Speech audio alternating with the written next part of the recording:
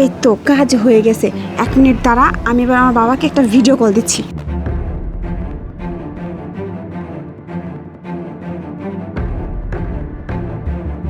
Hello বাবা। আরে মা, এই টাইমে তুই কার ফোন দিছু? আমি তো কিছুই বুঝতে পারতেছি না। বাবা, এটা হচ্ছে আমার একটা বন্ধুর ফোন, বুঝছো? দেখো না, আমার ফোনটা হাত থেকে পড়ে গিয়ে একদম ভেঙে গেছে। দেখো কি অবস্থা। ও আচ্ছা, তোমার ফোনটা ভেঙে ফেলে দিছো নাকি? ওখানে তো মোবাইল ফোনের দোকানই আছে, তুমি ফোনটা সেরে ফেলে দাও। বাবা, আমি না ফোনটার কাছে একটা দোকানে দেখাইছিলাম, কিন্তু ওরা বলতেছে আমার এই ফোনটা না এখানে সারা যাবে না, অন্য কোনো জায়গায় নিয়ে যেতে হবে, বুঝছো? তো ওখানে না সারতে অনেক টাকা লাগবে, প্রায় 4000 টাকার মতো লাগবে। না হলে না আমার ফোনটা ঠিক হবে না। আর তাছাড়া এই ফোন ঠিক না হলে আমার পড়াশোনা অনেক ক্ষতি হয়ে যাবে। এটা দেখে তো আমি অনেক কিছু শিখি, অনেক কিছু পড়াশোনা করি। বাবা প্লিজ, তুমি আমাকে 4000 টাকা পাঠিয়ে দাও, আমি তারপরে এই ফোনটা অন্য কোনো জায়গা থেকে ঠিক করে নিব। আচ্ছা ঠিক আছে, মোবাইল তাড়াতাড়ি সেরে ফেলে দাও, আমি টাকা পাঠিয়ে দিচ্ছি।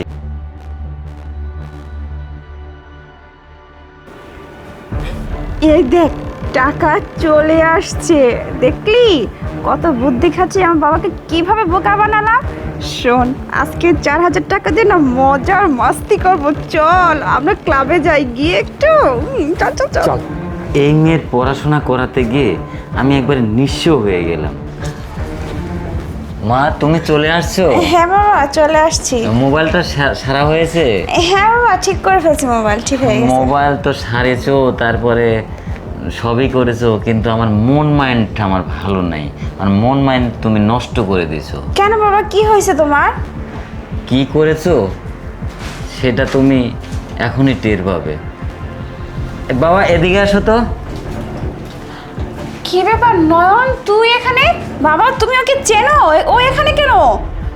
ওকে চিনবো না, ওকে আমি ছোট থেকে চিনি। তাছাড়া তুমি মোবাইল ছাড়ার নাম করে আমার থেকে 4000 টাকা নিছো, এটা কি তুমি ঠিক করেছো? হ্যাঁ বাবা, আমি তো মোবাইল ছাড়তেই নিছি, কিন্তু তুমি এগুলো কি বলতেছো? আমি কিছু বুঝতে পারতেছি না। নয়ন আমাকে সব কিছু বলেছে।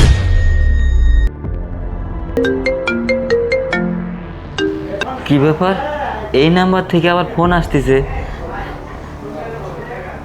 হ্যালো হ্যালো স্যার, আমি আপনার ছাত্র স্যার। আপনি আমাকে চিনতে পারেন নাই? আমি আপনার মেয়ের সাথেই পড়াশোনা করি স্যার। আপনার মেয়ে কিছুক্ষণ আগে যে আপনার কাছ থেকে 4000 টাকা নিল না, আপনাকে বোকা বানিয়েছে। ওর মোবাইলের কিচ্ছু হয় নাই, মোবাইলটা একদম ফ্রেশ আছে, ভালো আছে। আপনাকে বোকা বানিয়ে 4000 টাকা নিয়ে এখন সে ডিস করতে যাবে। ও তাহলে এই ব্যাপার। আচ্ছা ঠিক আছে, ব্যাপারটা তাহলে আমি দেখতেছি। তুমি মোবাইল ছাড়ার নাম করে আমার থেকে ধোঁকা দিয়ে এভাবে টাকা নিছো কেন? তুমি এমনি এমনি টাকা চাইলেই তো আমি দিতাম, তুমি এভাবে টাকা নিছো কেন? বাবা ভুল হয়ে গেছে আমার, ক্ষমা করে দাও আমাকে। তোমার তো সবসময় ভুল হয়েই থাকে। তুমি কি এভাবে টাকা নিলে কেন? তুমি এমনি এমনিতে টাকা চাইলে আমি টাকা দেই, আবার এই মোবাইল ভাঙার নাম করে তুমি টাকা নিছো। বাবা যা হওয়ার হয়ে গেছে, বাদ দাও না। আমি বাদ দেব? আমি কোনো সময়ে এই কথা ভুলতে পারবো না। তুমি আমার একটা মেয়ে নামে কলঙ্ক।